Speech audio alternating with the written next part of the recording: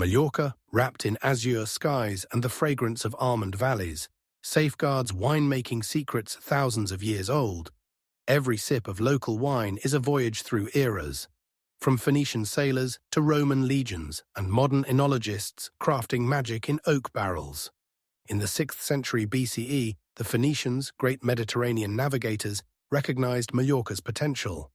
They didn't just grow grapes, they created wines for the gods, blending seawater and medicinal herbs into the drink for preservation. This recipe, discovered in amphorae from sunken ships, gave the wine its boldness and allowed it to survive months in shipholds. These wines became trade treasures in Egypt and Carthage, with Mallorcan amphorae found across the Mediterranean. In 123 BCE, the Romans, led by consul Quintus Caecilius Metellus, later titled Balearicus, conquered the island. They transformed winemaking into a precise science. Vines were planted strictly on southern slopes for optimal sun exposure, and sulfur was first used to stabilize wine, a technique mentioned by Cato the Elder in On Agriculture.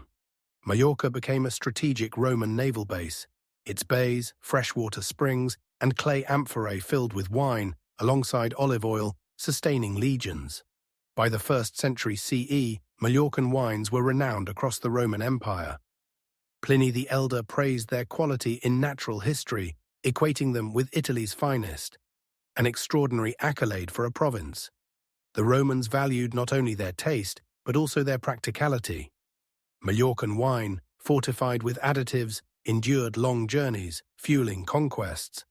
The Phoenicians' divine wines used seawater not just for flavor, but as an ancient preservative, preventing spoilage during voyages. Off Mallorca's coast, dozens of Roman shipwrecks hold amphorae. One discovery revealed 3,000 liters of wine, a colossal time capsule sealed by waves for 2 millennia. In the 8th century, Mallorca, like the Iberian Peninsula, fell under Muslim rule. While Islamic law forbade alcohol, Mallorcan vineyards survived through raisins and grape syrup.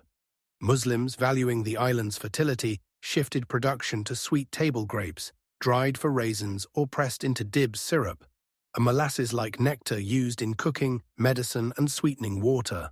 Historians speculate wine was secretly made in mountain villages, evidenced by ceramic vessels with fermentation traces, possibly for Shiraz, a lightly alcoholic grape juice permitted by the Quran. In 1229, King James I of Aragon reclaimed Mallorca, and vineyards regained their voice. Cistercian and Franciscan monks became custodians of tradition, treating wine as a symbol of Christ's blood. Monasteries evolved into winemaking labs. Cellars housed yeast experiments, and surrounding vineyards were planted with French and Italian vines. Monks preserved native varieties, like bitter calmet, deemed useless for raisins by Muslims, and pioneered blending grapes for mass wines. By the 14th century, Mallorcan monastic wines were exported to Barcelona, praised in papal bulls as altar-worthy. Post-Reconquista, unique vineyard gardens emerged encircled by stone marjades walls, labyrinths borrowed from Muslim irrigation systems that shielded vines from wind and retained moisture.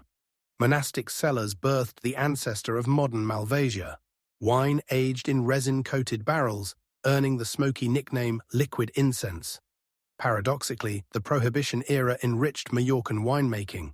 Muslims refined agricultural techniques, while monks infused mysticism. Today, local wines carry echoes of that past, the astringency of survival and the sweetness of rebirth. The late 19th century marked a paradoxical era for Mallorca, a meteoric rise to winemaking glory followed by catastrophic collapse. While Phylloxera, a microscopic aphid, devoured vines in France and Italy, the island, shielded by the sea, remained untouched. Mallorcan wines flooded devastated regions. By the 1880s, 1 in 3 barrels arriving in Marseille or Barcelona came from the island. Vineyards covered 80% of farmland, and local varieties like the tart Manto Negro and aromatic Prensal Blanc gained fame as far as Vienna. Archduke Ludwig Salvator of Austria, smitten with Mallorca, dedicated 7 volumes of his encyclopedia to them, likening their taste to the music of wind in palm groves. But in 1891, disaster struck. Swollen lesions on vine leaves betrayed phylloxera's arrival. Likely imported via French saplings, the pest wiped out 90% of vineyards within 5 years. Desperate measures, drenching soil with seawater, sulfur sprays, only delayed the inevitable. By 1900, almond groves with their blush-white blooms replaced vineyards. An ironic memorial to lost vines. Salvation came unexpectedly. European winemakers, including Mallorcans, grafted vines onto resistant American rootstock. Yet native varieties like Giraud rebelled, their delicate roots rejecting immigrant stock, vanishing in favor of hardy Cabernet and Merlot. The Civil War brought further ruin. Under the mantra, bread over wine, vines were cleared for wheat. Only those hidden behind monastery walls survived. The church deemed wine a sacred necessity for mass. Defiant farmers, acting as botanical smugglers, preserved ancient varieties like Esquersac in mountain caves. Today, these fugitive grapes craft elite wines dubbed resurrected history. Post-phylloxera, vineyards abandoned wild, tangled growth for orderly rows. A pragmatic new era where beauty bowed to efficiency. Mallorcan wineries, time capsules of taste. Son Bordils, a 13th-century estate, is no mere winery, but a living archive of Mallorcan aristocracy. Owned by the Zaforteza Pizar family since the 1700s, it pioneered the revival of autochthonous post-phylloxera grapes. Its Prensal Blanc vines, planted in the 1890s, survived hidden within stone Marjades walls. The winery's flagship Quindalis, aged in Phoenician-style amphorae, blended with French oak, pays homage to ancient craft. A secret 19th-century chamber holds bottles labeled by Archduke Ludwig himself, who called them liquid velvet. If Son Bordils is nobility, Ribas is the people's chronicler.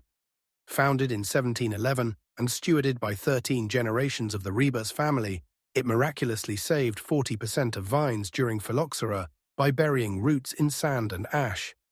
Today, it's the sole producer of Gorgalasa, a variety thought extinct after the 15th century.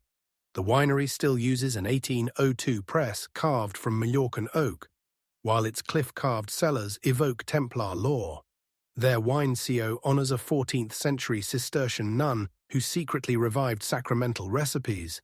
These wineries aren't mere producers, they're guardians of Mallorca's DNA. Each bottle weaves tales of monastic defiance, peasant grit, and aristocratic ambition. Try Ribas 1711, and its faint smokiness isn't oak. It's echoes of furnaces that once scorched phylloxera. By the 1990s, renewed interest in native grapes restored Mallorca's acclaim. Winemakers unearthed Ludwig Salvator's archives, rediscovered surviving vines, and relearned the language of terroir.